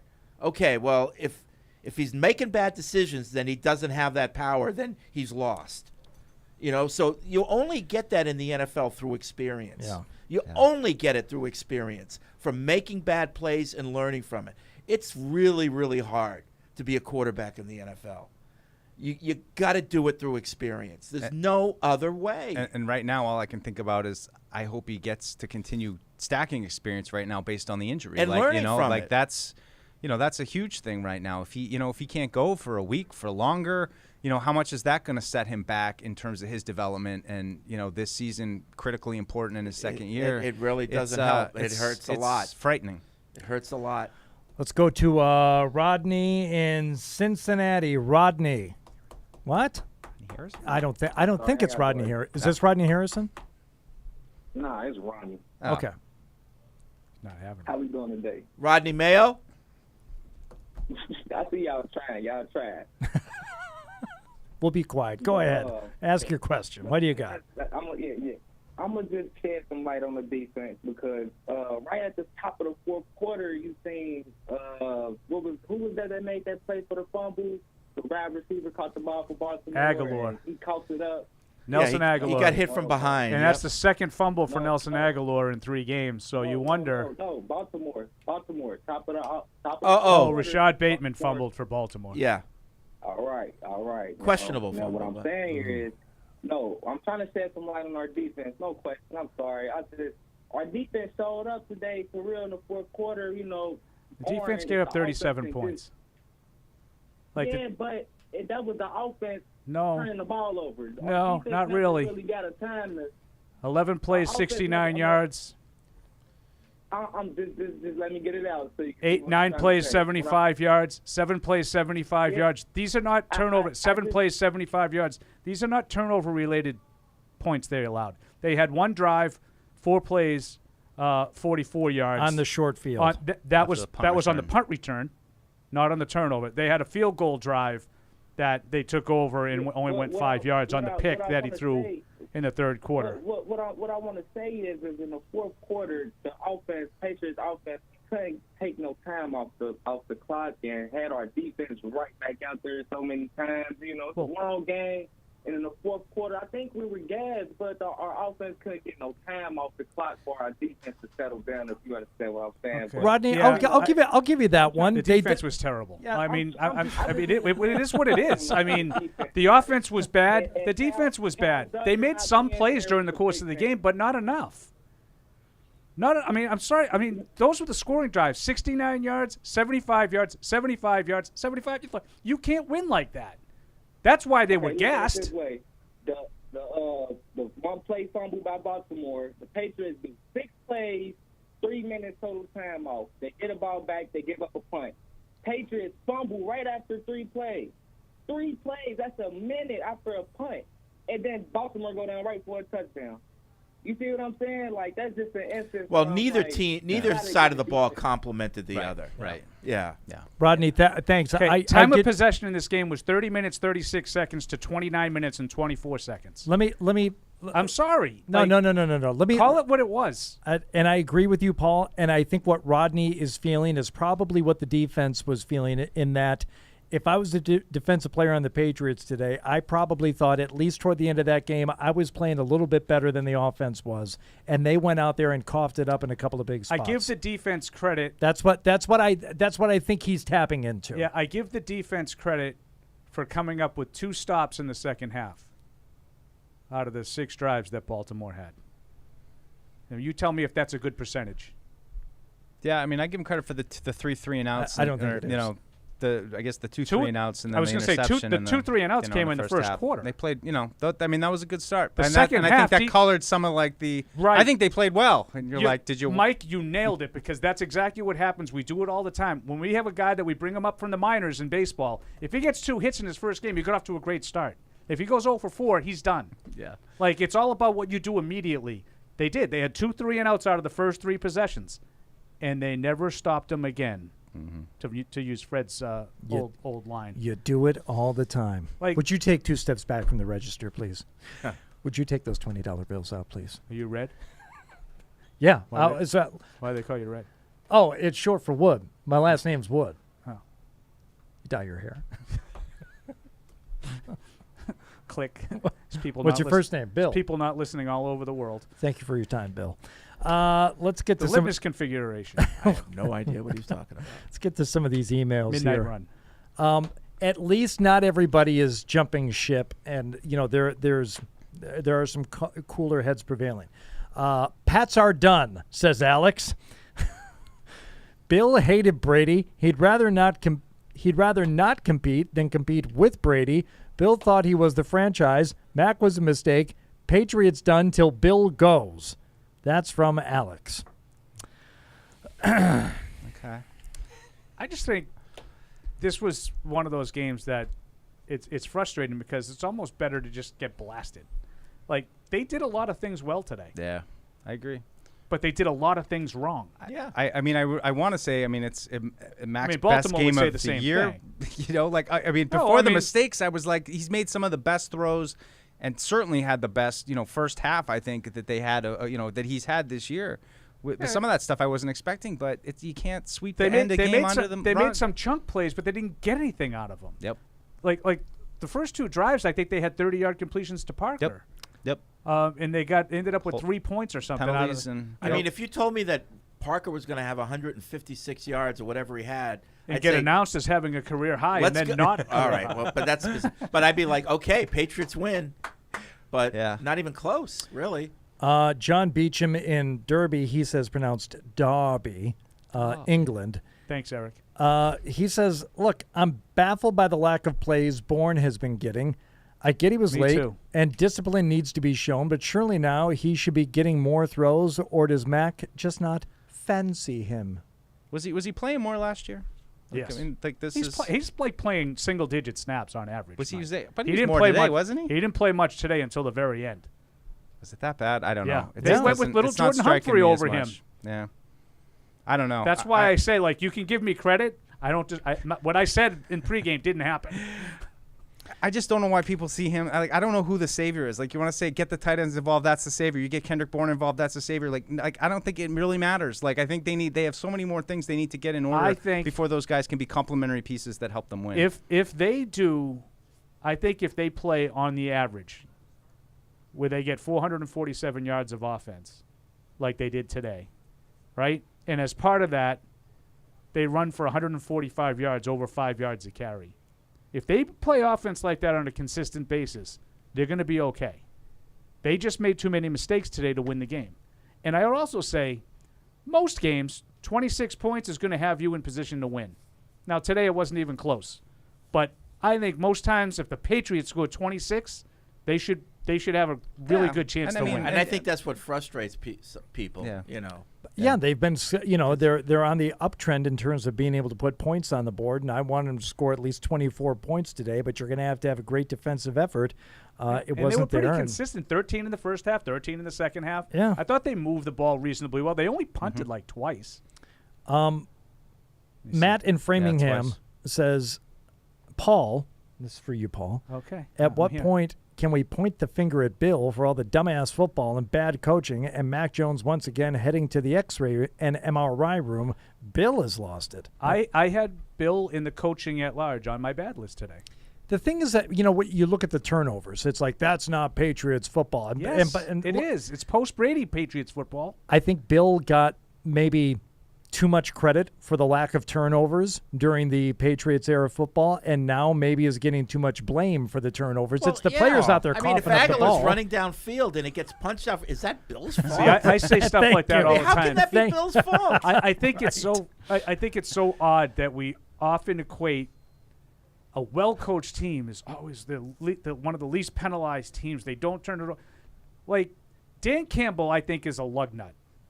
Do you think he tells his guys to go out there and jump offside and drop the ball and make sure that you create as many – make sure you give the other team as many turnovers as possible? They're probably doing push-ups in practice every time they do, I don't know. Like, Bill's a great coach because I think his preparation, his game plans, his ability to decipher what the other team's doing, that's why I think he's a great coach. Not because when Brady was here, they were very few turnovers. Brady was great. That's why they didn't turn it over a lot. Now, they had another 12 men. It only cost them a yard. It was down on the goal but line. I think that was I know it sounds stupid. I think that was a big yard. Yeah, but still, it's just you can't do that, Yeah, that's what look, that's what the good teams don't do, and that's Bill, no Bill. It's just about good team, bad team. Bad teams make turnovers and don't make the clutch plays at the end. Bad caddying. So, and then Bill says, blame me. But when I said it before the season, I was worried more about the defense than the offense. This is what I was talking about. This was the kind of game. This is because they put a certain stress on a team like the Patriots where you don't have the guy up front or the guy in the back where you can play man on man. And, David Andrews, Andrews. Mark Andrews is wide open because the Patriots are picking their poison. They're heavy up front to try to limit Lamar, and they're playing that zone in the back, in the middle of the field's wide open for a tight end. and he's good. Yeah. You know, like any tight end would have done that today because that's what the Patriots were giving up. They can't cover the whole field. Yeah, Adrian Phillips had some problems early, I thought, on Mark Andrews, and I think they went to him like 13 times. They threw to him a lot today. Yeah, there was a point where they took him out a little bit, but yeah, I think, 8 catches on 13 targets. Yeah, and I think in general, when they didn't connect, he was there. I mean, they had him covered pretty well a couple of times. Once down the sideline. Yep, I know what you're talking about. He kind of turned around awkwardly. He awkwardly threw his hands up. But I thought there was a couple that went off. One went off his shoulder as he was trying to slide down. For some reason, I didn't know why he was sliding down. I thought they had chances to make more plays than they did. And I was surprised that he was as much of the offense as he was. You figured they would make the wide receivers beat them, and they didn't. It just feels like such a unique team to face. Like, you know, it's like you judge your whole defense off good. of this. They're good. They've got a very good quarterback who just does two things so well, and just it's such a unique, weird kind of thing to deal with. But you know, next week you'll see with like I was a going to say passing I'm prepared offense. to get beat similarly next week, but in a different way. It's Right. not going to be like Aaron Rodgers running for 100 yards, obviously. Picking them apart, and the blown But coverages are going to come back surgical, to yeah. I want to thank Cyber Reason, presenters of the Patriots Postgame Show. We all do. We all want to thank Cyber Reason because, great defenders don't just play on the field. They're also protecting your company and data, Deuce. I'm looking at you because I know you're a defense thank guy. you. I appreciate that. Cyber Reason on a mission to end ransomware and keep your business undefeated against cyber attacks. Learn more at cyberreason.com/ransom. Thank God for Cyber Reason. Huh? TouchView Interactive from the Yokers Company offers New England's leading schools and businesses technologically advanced and easy-to-use interactive displays, providing enhanced collaboration and improved student outcomes in the classroom, and an easy way to foster communication and teamwork in any business environment. Available in multiple sizes, TouchView also offers a built-in VC, allowing for easy use through video conference systems. For more information, visit okers.com. This is the Gillette Labs with exfoliating bar. The bar and the handle removes unseen dirt and debris ahead of the blades for effortless shaving in one efficient stroke. Defending against cyber attacks requires seeing in the dark, understanding and ending every threat to your organization on computers, mobile, and the cloud. It takes Cyber Reason. End cyber attacks from endpoints to everywhere.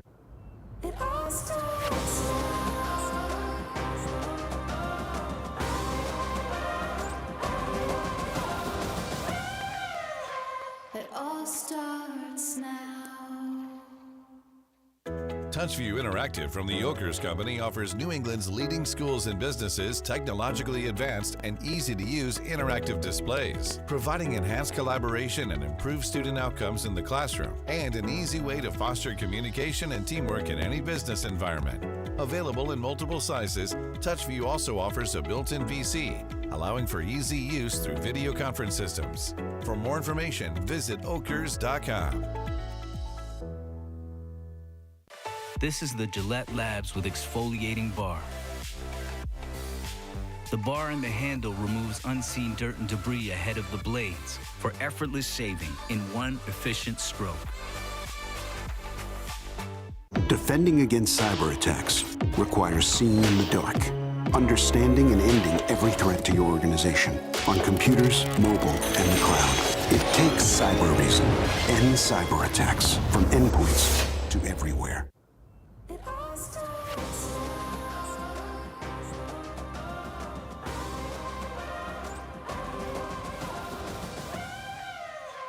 It all starts now.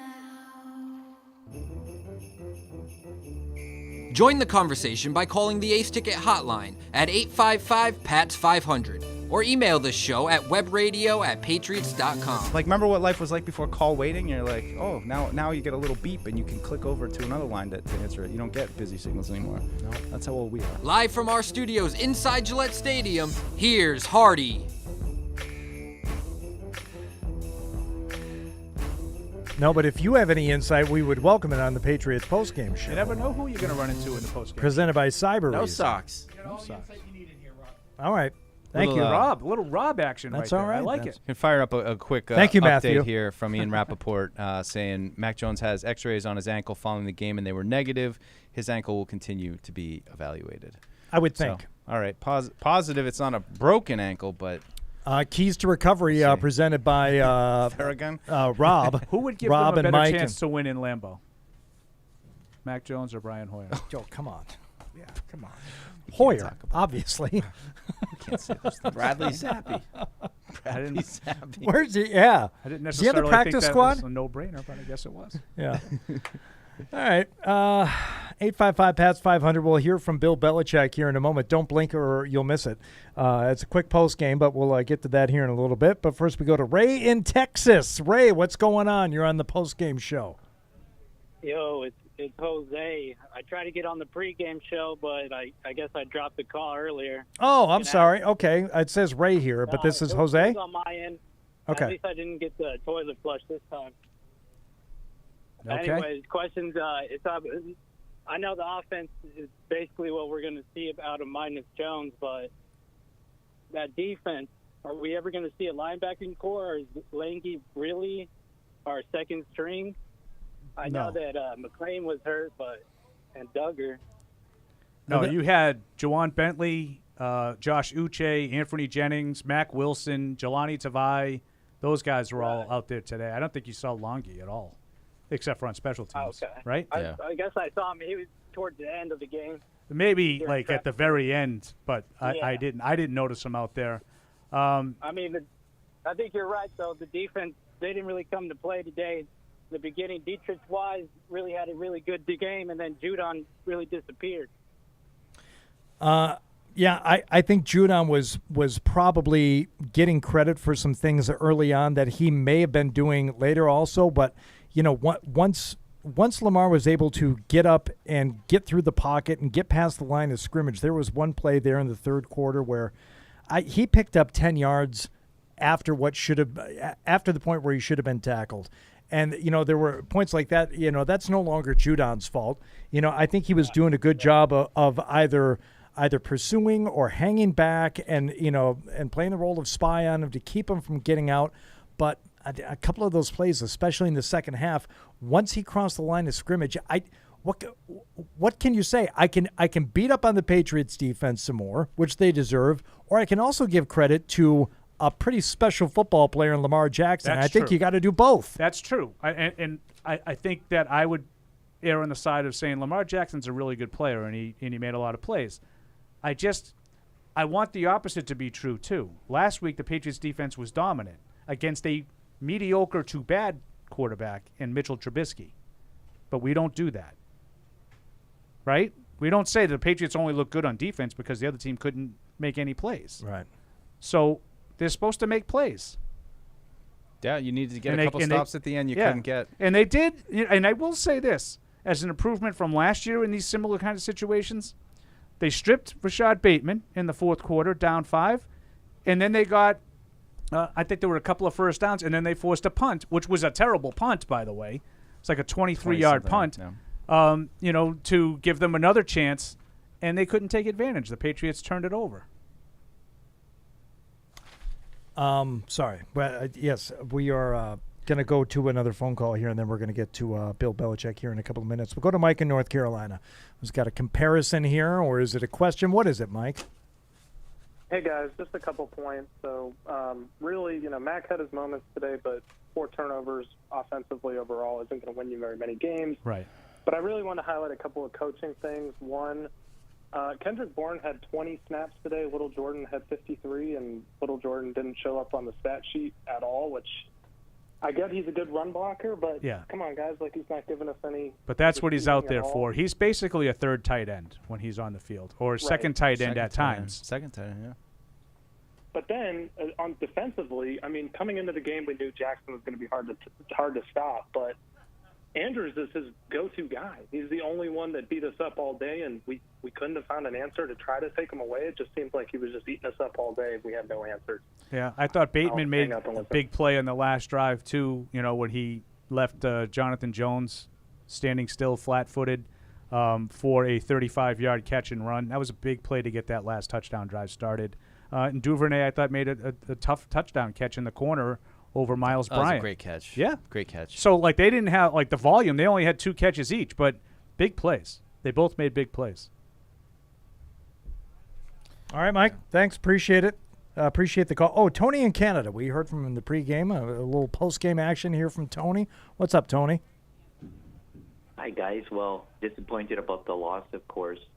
The one good thing, I guess, that I was a little bit surprised about, how we used to say that whenever the Pats would get behind by a touchdown or 2 scores, it was over. Yeah. I never felt that way. I felt like they were always in the game, that there was a chance. So I was heartened by that.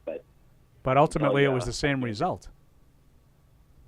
It's true, but I mean, it shows we're making progress, right? Because I guess I didn't really know what the Pats had in them. I didn't know how confident I was in their offense. I guess they showed a little bit more than what I expected, so I was heartened by that. But I can tell you, at the end of the game, I forgot all about the loss after I saw Mac limping off the field. I don't know if you guys know, but I'm a big Mac Jones fan, and I can tell you I'm not heartened at all with the Brian Hoyer playing the rest of the season. I don't know what Mac's injury looks like. Well, X-rays were negative. We'll see. We'll see what the situation is when we get some more clarity, probably at the start of next week. Look, progress. But if he comes in next week with his ankle taped up and gutsy perform, if you take away his legs right now, I not too hopeful. No, it's a tough situation. I still think there's a fair, average to better than average chance that Hoyer has to play next week. Yeah, 100%. And in terms of the progress that the Patriots made today, yeah, they scored more points. Really the only thing I can truly say is I don't feel any worse about the team now than I did going into the game. I think they didn't go backwards. They didn't go backwards, but Tony's point is that because he feels better, they're getting better. And my point is, I don't feel worse. So you might have felt better about it, but that was the same pattern that we saw down the stretch last year. They're down 2 scores, they can't catch up. There you go.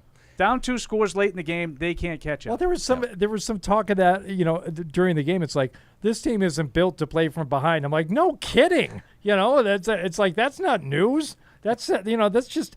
They've got a team, but it's largely the team that they had last year, and that team wasn't built to come from behind. To be fair, there aren't a lot of great teams that are quote unquote built to come from behind. I was just thinking that, but I didn't want to get into a whole thing. Yeah, if you were a great team, why are you behind? Right. Yeah, now I don't like. There are 3 teams that can come back. And general manager comes in. This year we're going to build our team to come from behind. Right. There are certainly teams that are more. Kansas City's not going to bat an eye if they fall down 10-0 in the first quarter. Right. The Buffalo, Bills.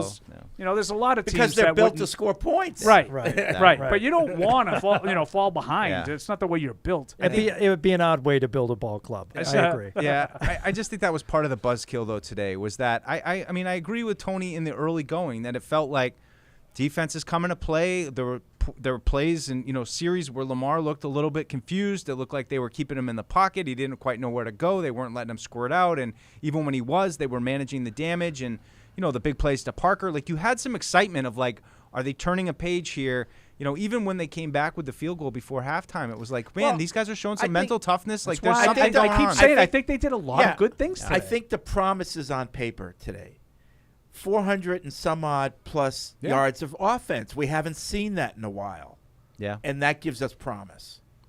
A little bit of hope. And 4 turnovers, So you right. Well, it's like, and it kind of goes to pulsing a little bit where it's like, well, if we could just eliminate the turnovers, but then at the same time, it's like they keep making the turnovers. Right. Right. That's part of them right now. That's who they are. Kobe in Louisiana. What's up, Kobe? Hey, man. What's going on? How y'all doing today, fellas? Good. Thanks for calling in, Kobe. What do you got for us? You know how we're doing, man. I'm a diehard fan. I just think, man, in the fourth quarter, we got to execute. We can't be giving the ball away like that. Hell yeah. To get some points on the board. Yep. And I really felt like when we had threw the ball, when Matt threw the interception, we were supposed to go get 3 points, and I think the defense needs to come out there and play real good and get the ball back. How y'all feel about that? Well, certainly 3 would have been better than the turnover, but I don't think anyone was wanting them to settle for 3 points in that moment before the ball was turned over. I think everybody was thinking touchdown. Sure. So, I think so too. But in crunch time, the better team don't make mistakes. Yes. Right. Yes. Right. That's what you're looking at. You're not looking at one of the better teams right now. You're looking at a team that's still finding its way and is still trying to. Right. Because I was thinking to myself, these are the kind of games back in the day, back and forth. You knew the Patriots were going to make the play to win it, and that's not who they are anymore. And this is back to Tony in Canada's, when he said, I felt better. And that's exactly what I was thinking of. When Rashad Bateman fumbled, when Tom Brady was the quarterback, I put that 7 on the board and said to myself, how much time is now left for the defense to hold on? And I never thought that way today. I never just automatically put the 7 on the board. I was like, let's see how they take advantage of it. It was more like me flirting with myself, being like, maybe they'll just get to the point where they'll be one score down with a chance to take, could they just get to that situation, and it was close, they get that 2-point conversion. It might have, you might have had a little bit of a different turnout, but just not enough and too many mistakes too late. Well, if you want positivity, they had chances, but they couldn't score. If you want to hear about the chances and the positivity and the progress, how many times they made it maybe into Baltimore territory Who can today. tell us about that? Let's hear from head coach Bill Belichick. See what he has to say about it in his post-game press conference.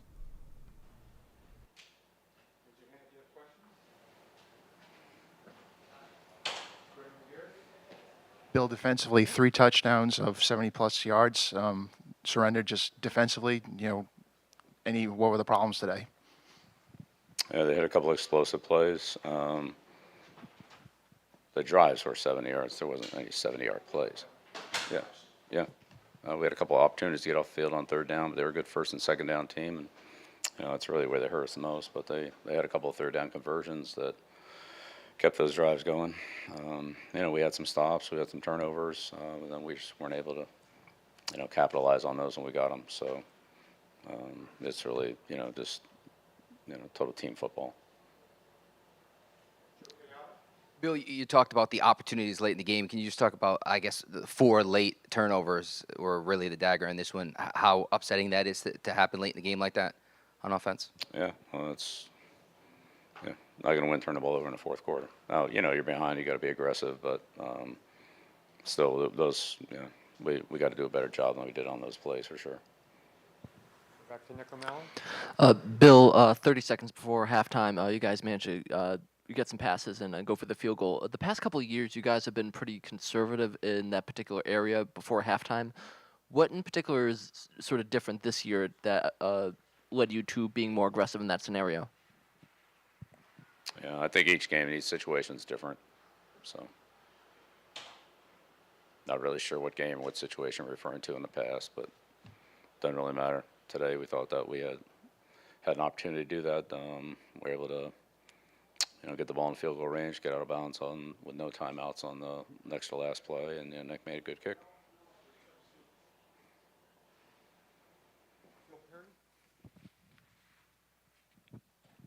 Bill, what did the Ravens do in the second half there with the Lamar Jackson run game that led to them being as effective as they were? Yeah, I don't think there were any new plays.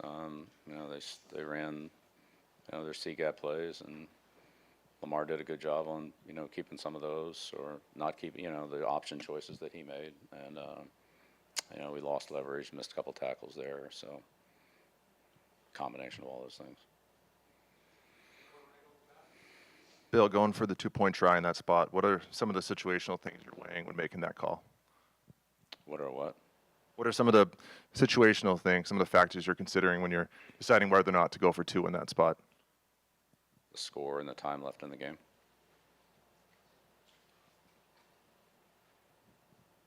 Bill, just what's your upshot through 3 games? Do you feel like this was just a couple turnovers here and there, a couple plays here and there? Do you feel like the team is progressing the way you'd like in all 3 phases? Well, I made my comments on today's game. I think that's really all that matters. Questions? Good. All right. Thank you. Oh, not as much positivity as I thought there on that last question. So there we go. That's your post-game press conference there with head coach Bill Belichick. Can I just say something real quick? Okay. Doesn't even have to be quick. Well, Bill at times can be short. with the media and with some of our questions, we kind of snicker and, poke fun at Bill. His answer on the 2-point conversion is that's all that needs to be said. Like, what is you're down 11, you score a touchdown, you want to get within 3. So we're only chasing a field goal with 5 minutes left in the game or 9 minutes, whatever the time left. It wasn't it was fourth quarter. Of course you go for 2. Like, what is? They wanted advanced analytics. They wanted some kind of like, when you really look at the odds, break it out. I mean, I guess there was still 12:39 left, so there was still some time left in the game. But you definitely go for 2 there. What else do you think that he was thinking? I don't even know. I don't know why to ask that question. I mean, it was obvious. Did anyone not think they were going to go for 2 there? Absolutely not. I mean, that was it. You go for 2. That's when you go for it. I mean, you don't need a chart. You don't need a laminated sheet to say that's the situation where you go for 2. Right. Early on, you might not do it, but like Bill said, score in time. Yep. Okay. All right. Well, anyway, I just thought that was it was one of those like short, curt answers, but I think that was warranted. All you needed. Occam's razor. That was okay. All the information needed. Still don't know what that means, but all the information needed was right there in that answer. He knows what that means. Right? I know. You taught me that before. You learned me that one. Just one quick email before we go to break here. It seems to me Mac Jones never looks off DBs or defenders and is locked in on his primary target at way too much. I noticed the defense was reading his eyes almost the entire game. I don't know how you picked that up from the TV set, but he has 4K. What do you guys? Yeah, maybe. What do you guys think? I mean, excuse me, 4K. There's definitely. I'm 4K. Okay, all right. Definitely quite a few plays today where the ball just kind of seems like it's hanging, and you see everybody running to where it's going to be, and you kind of know there's just going to be a moment of impact, and you don't know who's going to come down with it, whether it's us or them. That's a few of those. He threw today. A few of those. The Aguilar fumble. Freddie, that one. Freddie was like, "Oh, gee!" Like he thought Aguilar was running down the field, and I think Fred thought it was picked. I thought it was. Yeah, I lost track. I lost of the track ball. of it too. Yeah. I didn't even see it where you saw it, but yeah, I all of a sudden looked, and there's Aguilar just dashing through the middle of the field. I thought, he didn't get it over that middle defense. The head coach's press conference is brought to you by Microsoft Surface, the official sideline technology provider and laptop of the NFL and the New England Patriots. Provides players and coaches with the tools to succeed both on and off the field. Check out the powerful Surface Pro 8, combining the power of a laptop with the flexibility of a tablet at Surface.com. We'll be back to do some more of the Patriots postgame right after this. TouchView Interactive from the Yokers Company offers New England's leading schools and businesses technologically advanced and easy-to-use interactive displays, providing enhanced collaboration and improved student outcomes in the classroom, and an easy way to foster communication and teamwork in any business environment. Available in multiple sizes, TouchView also offers a built-in VC, allowing for easy use through video conference systems. For more information, visit okers.com. This is the Gillette Labs with exfoliating bar. The bar and the handle removes unseen dirt and debris ahead of the blades for effortless shaving in one efficient stroke. Defending against cyber attacks requires seeing in the dark, understanding and ending every threat to your organization on computers, mobile, and the cloud. It takes cyber reason and cyber attacks from endpoints to everywhere.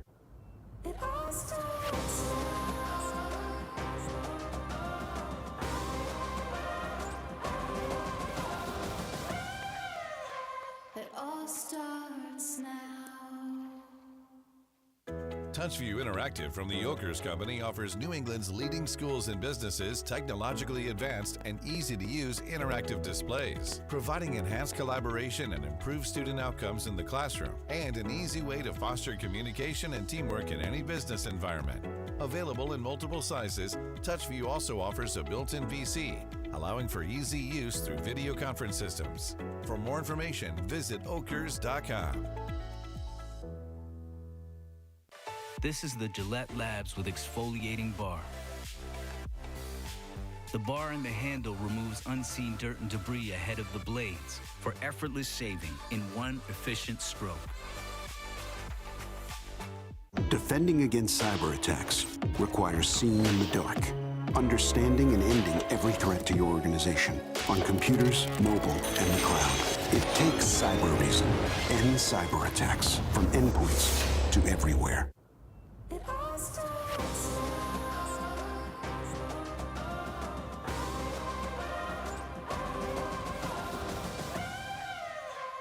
all starts now. Join the conversation by calling the Ace Ticket hotline at 855-PATS-500 or email the show at webradio@patriots.com. I'm getting distracted by 6 ways from Sunday here. Apparently the dog just puked. Live from our studios inside Gillette Stadium, here's Hardy. Which, by the way, ended up being the biggest non-emergency ever because I examined the expulsion when I got home from where the dog allegedly got sick. It was nothing. It was like a leaf. Like I got a phone call about that. I got a phone call in the middle of the Patriots postgame show. Anyway. Cool story, Hansel. All right, you know something. that a You're the one who pledge put it. pin? You're the one who put it in a rejoin, Morel. So Your boy Chenault with a big touchdown there, Deuce. Did he get traded? Oh, he did. Yeah. Now we just got random red zone. It's just That was a highlights. That was a highlight off red zone from the 1 o'clock window. red zone randomness. All right, so if Chenault, you 2 catches, was that 90 yards or a touchdown? Wow. Sounds like he had one catch for a very long time. Yeah, long touchdown to put the game away. let's get back to the phones, shall we? we? 855-PATS 500. Olave, 147. Wow. Okay. Anything else? My sorry. No. Any other fantasy football numbers you want to get to? Anything? No, Deuces just always in the checked out dark. on the red zone. Let's go to Mason in Florida. Mason, you're on the Patriots postgame show. Patriots lose today, by the way, 37-26 at home in their home opener to the Ravens. What do you have for us, Mason? Yeah, I got like a two-pronged question. So I guess, first of all, obviously, Mac's injury aside, I want to know what you guys' thoughts are. I felt like he kept us in the game while at the same time throwing it away. Yeah. And then Accurate. something I've been I wondering agree. for a Accurate. long time. Yeah, right? 100%. And then defensively, is it just me, or since we've got Matt Judon, he very much so picks the games, I mean, obviously, maybe not intentionally, but the games that he's on, and he's off very frequently. I don't know what your guys' thoughts on there, but I'd love to hear it. Thank you.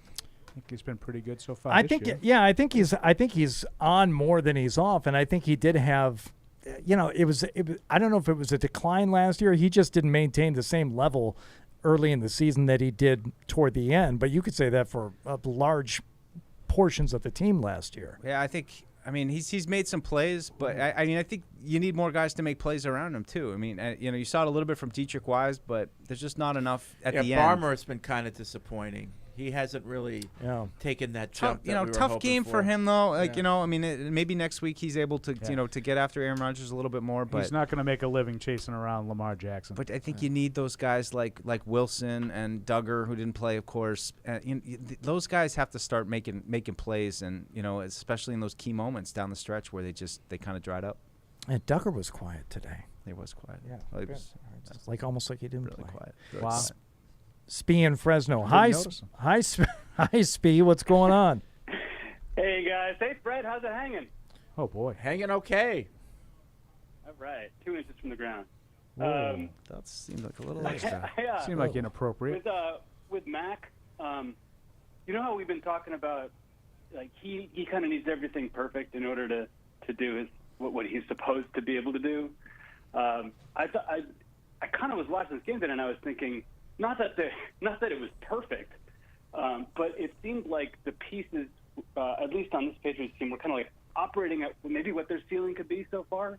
Like, things were as perfect as Matt could hope for, and he still didn't seem to live up to that stereotype we have of him. And I don't know if you guys thought that way. I think when I say perfect, I mean like the running game is going, the receivers are getting open, the defense is shutting down the other team, and he didn't get all of that today. I mean, in his defense. No? Okay. I mean, they allowed 37 points. You tell me. Well, the biggest thing with Mac too is if his superpower is his football mind and his cerebral understanding and ability to make decisions and read defense, that I'm not seeing that either. I'm seeing some very poor decisions out of Mac. So I guess accurate. Aside from the Aguilar drop, I was thinking Parker was playing his role. Parker I was thought I saw very some good today. excited Parker from- got open today. Yeah. Yeah, I don't know. I thought that the offensive line did a good job, kind of creating the pocket for him. I think they were just okay today. Until it didn't. But then Mac makes that sort of brainless throw for the interception, backing up. It's Yeah, just, I don't know. You're right. That was a bad play, no question. Yeah. All right. Anyway, thanks guys. Have a good one. But I mean, thanks, B. I thought the pass protection was just okay today. I mean, he got sacked 3 times. He ran for his life on a number of other plays. Like, I thought he made more plays with his legs today than he has at any time during his short career. I mean, Mac, Deuce, you usually have the blitz numbers. How many? Yeah. What percentage did the Ravens blitz? I haven't seen the Ravens blitz numbers yet. Just the other side of it, but yeah, I'll keep an eye out for it. I'm curious what they kind of did to him, but I don't recall too many. I know that the interception that Humphrey had was a blitz. That was definitely a guy from the secondary came off the edge. But one email here wondering if Lamar Jackson and Mac Jones traded uniforms today. Who's the undisciplined guy and who's the guy who's supposed to keep it all together? This is to me a great example of a 5-year guy versus a second-year guy. Lamar certainly had some issues early on, but he's got a lot more just, raw talent, his ability to pick up yards on his own, and he's starting to look like a guy who's been in the league for a few years. And that's the thing. It's just he's got a well to go to. And you talk about, what's Mac's strength. It's like, you can talk about Mac's intelligence or processing and all that kind of stuff, but at the end of the day, a guy who runs a friggin' 4.2 40 and can just all of a sudden tuck it and outrun everybody, like, it's just there's no way to account for that. And he'll always have that speed. And now as his throwing ability has kind of come along, again, like, you saw glimpses of it. Oh, this is what they're trying to do. Keep him in the pocket. He doesn't quite know where to go. He has nowhere to run out. And, they have those moments, but they can't sustain it through a whole game. And it's hard to do. I mean, speaking of good running, I wasn't here earlier. I assume that you had Stevenson on your good list. We did. Yeah. Because he had some really nice runs. He did. I would agree. Yep. I thought he gave them a lift. Yeah.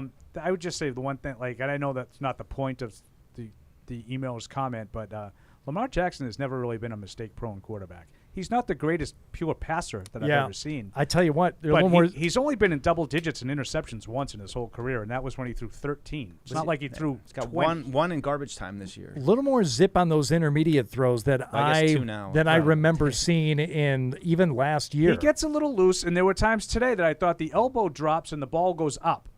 And he's still, there's like a little loose at times, but like I said, I don't think he's ever really been a hugely mistake-prone quarterback.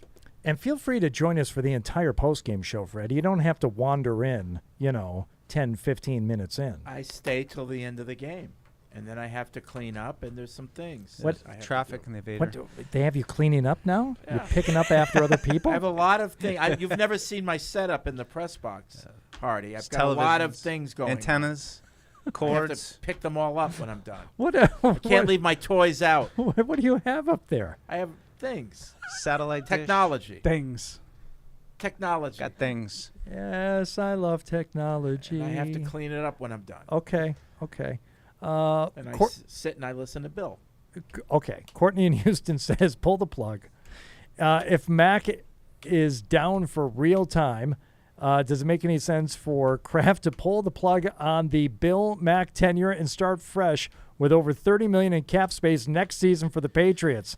I'm assuming we win less than 7 games with Mac or Hoyer. Again, we need to reiterate, the X-rays were negative, but you start dealing with high ankle stuff, and all the reports I'm hearing from Mac going down the hallway, like screaming, crying, like in some real pain, and high ankle's nasty. High ankle can linger. High ankle can last for months. I mean, even if he can play, how confident are you that he's going to be healthy enough to deliver a road win in Lambeau Field for the Packers, given how they look? I mean, it's just the odds are stacked against Hardy, them on right our now. show during the week, somebody asked, like, if the Patriots have a top pick and they have a quarterback available, should they pull the trigger? And most of our listeners were like, yeah. I think I heard that. Yeah. I heard you guys doing some good email talk, too, until Deuce shut it down and said, let's start talking football. Well, that was unbelievable. Deuce getting things back. We were doing email talk, and then we realized we're on live video We didn't know we were being Did I tell you filmed. that? Yeah. What? We had a show You're this being week that filmed. was on YouTube. It was live on YouTube, and we had no idea. You're being filmed How without your dangerous is permission. that for me? First of all, I spent the entirety of the show Oh, being I made know. fun of for mowing a pizza Yeah. at the midway point. Did you of the see all the show. video they pulled of that slow motion stuff? That's what Nick does. Nick Popple, Yeah, our Nick- guy, he does that. There was a guy who Beat the came up crap to out me of him. at the James White event yesterday and said, "You guys are on YouTube now." I'm like, "Okay, whatever." And he must have had me confused, thinking I was here during the No, but week. during the show, I'm like giving Paul signals, like, you know. Right, like and I didn't know often, we were like, being gesture filmed. to each other. I do a lot of Nobody dumb knows things. what nobody knows what this I means. can't be left to my own devices. I do a lot of dumb things. I don't want to be on TV if I don't know. It's just the huge eye roll when Paul had a someone's small speaking like, pepperoni "Oh." pizza and 2 bites, and it's all filmed. Yeah, exactly. If I had known that, I would have at least taken 3. Just rolled it up, took it right down. Seems like something they would have told you about ahead of time. I don't know. Well, they didn't. Surprise! All right, here's Peter in Maryland. My biggest concern is Mac being out for extended time will lead to Bill having a built-in excuse to continue using the franchise to provide careers for his kids and favorite lackeys. God, these emails are brutal. Yeah, they are. The moves he made offseason, on the whole, indefensible in my opinion. Goes on to talk about the coaching staff. Given that Bill seems adverse to bringing in elite talent, how exactly is this team supposed to become relevant again until the Crafts step in and hit the reset button? You know, this was a topic of conversation, you know, going into the year when it looks like, wow, this could be rough. You know, what would it take for ownership to consider a coaching change? And we were split as to like how bad a season would have to be, and even if one bad season would be enough. We are talking about Bill Belichick.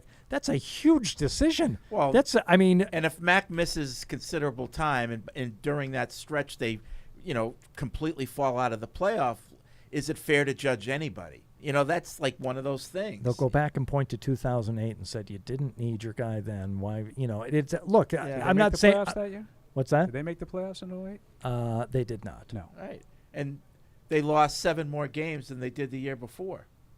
5. Five. I forgot that this is one of the things that irks Paul. Well, No, but they were think that they undefeated deserve the year before. Right, I think they deserve a lot of credit for not folding, losing their franchise quarterback. No, there's two. On one hand, I think they deserve a lot of credit for that.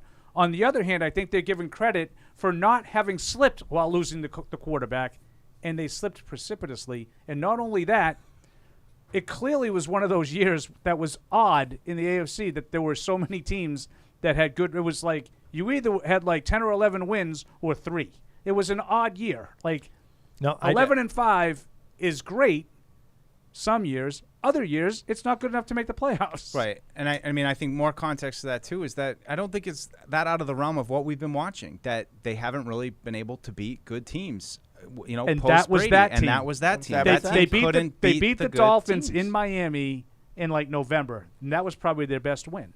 And then otherwise, you're losing to the Chargers, to the Steelers. You lost in overtime to the Jets. You know, and the same thing, terrible easy schedule as well is another factor of that. I so, concur. You know, and I think it kind of feeds into some of this Max stuff where, you know, people call us up. They're so afraid of, you know, finishing 8-8 or finishing in the middle and just bad enough not to get a good draft pick. And, you know, in some ways, I feel like that's kind of what Mac is as the quarterback. He's not so bad that you're going to have a 2-3 win season.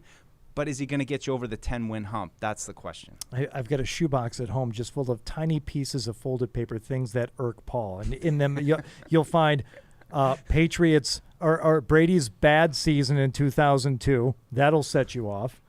Regular Pepsi. Led the league in touchdown passes. Thank you. And the Patriots' great season in 2008. Yeah, that one is a little less. But, yeah, you're right. You're right to put it in that folder. Okay, it's a shoebox. All right. Shoebox. Yeah, it's a shoebox. I have a shoebox of things that what? Oh my God. Let's shots later heading to the locker room. Oh, let's wrap things up here. Final thoughts on the Patriots home opener here. Of course, it's a loss to the Ravens, 37-26. Fred, any parting thoughts? Are we done already? Yeah. Yeah. I'm with you. I don't feel any worse about the team after this loss than I did going in.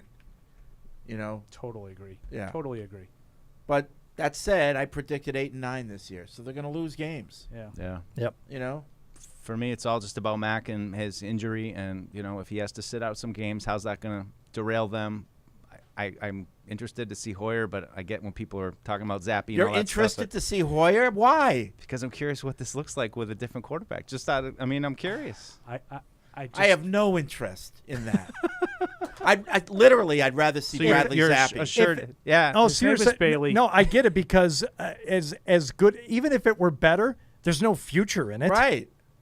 Right. But then maybe there's no future in Mac if it looks better without him.